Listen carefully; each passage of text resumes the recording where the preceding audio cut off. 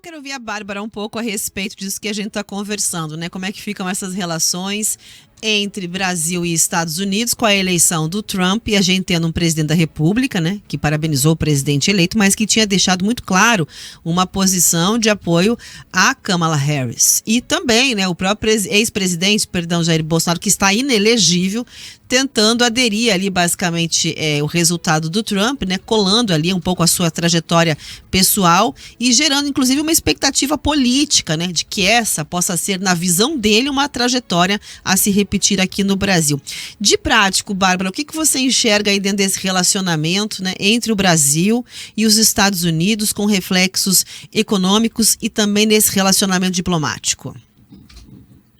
Bom, eu acho que muitos pontos importantes já foram colocados pelo professor Guilherme, né, do ponto de vista de que diplomaticamente a gente dificilmente vai ter algum tipo de ruptura. Porém, a visão de governo do Trump é muito diferente da visão de governo que o atual presidente tem para o Brasil, e não só para o Brasil, mas também do posicionamento do Brasil no mundo, e isso afeta a questão econômica. Desse ponto de vista, eu acho que não tem como a gente não falar da questão ambiental, do ponto de vista econômico, né? O Trump tem como pauta ampliar, né, a extração de petróleo, a utilização do carvão. Ele já declarou que vai sair novamente do Acordo de Paris, que tem sido esse esforço global, né, para a mitigação da mudança climática. E isso afeta não só os valores das moedas internacionais, principalmente do dólar, que teve uma alta de ontem para hoje, né, que afeta, por sua vez, como o professor Marcos colocou, né, a capacidade do Estado brasileiro de implementar políticas econômicas.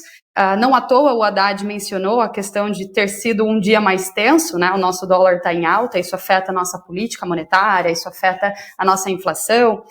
Mas do ponto de vista comercial, caso a gente tenha, de fato, né, a ampliação, a retomada desse protecionismo, uma dificuldade das exportações brasileiras, isso vai ser uma dificuldade das relações Brasil-Estados Unidos, que hoje ocupa, né, os Estados Unidos hoje ocupa o segundo lugar na balança comercial brasileira.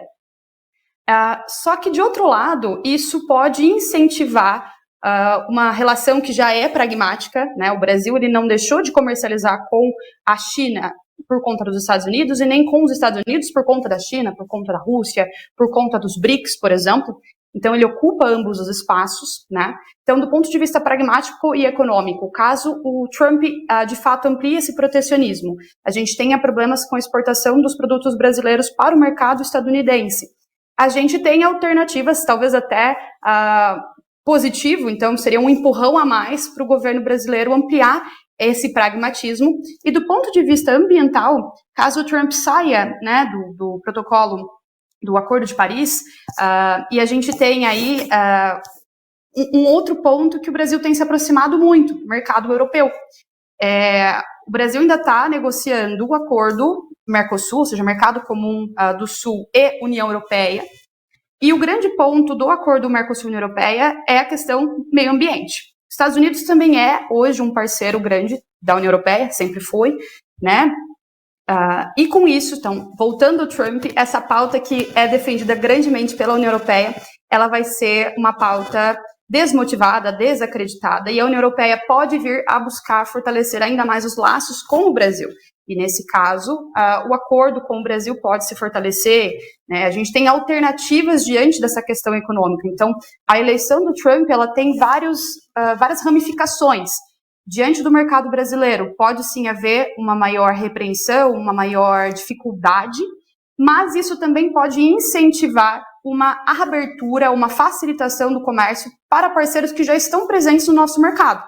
China, nossos parceiros do BRICS e também, pela questão ambiental, a própria União Europeia, né? Então, eu acho que o Brasil ele vai ter que observar muito bem qual vai ser o impacto da atuação do Trump, ainda mais agora que ele tem, né, o seu legislativo apoiando o Partido Republicano, né, e vai conseguir avançar mais pautas, assim como ele defende na questão ambiental, na questão dos empregos, né, pelo menos assim eles esperam, e como que isso, de fato, vai abrir portas ou fechar portas para as expectativas dos atores econômicos nacionais brasileiros, sejam eles as empresas, as indústrias, a nossa produção agropecuária, agrícola.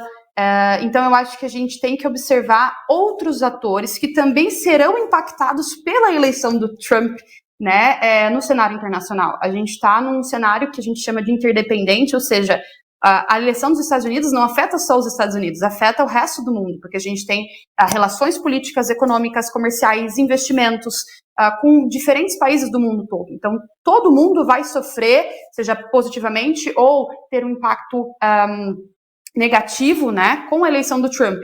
E, desse ponto de vista, a economia brasileira ela pode buscar alternativas com outros parceiros que também serão impactados nesse sentido. Muito bem.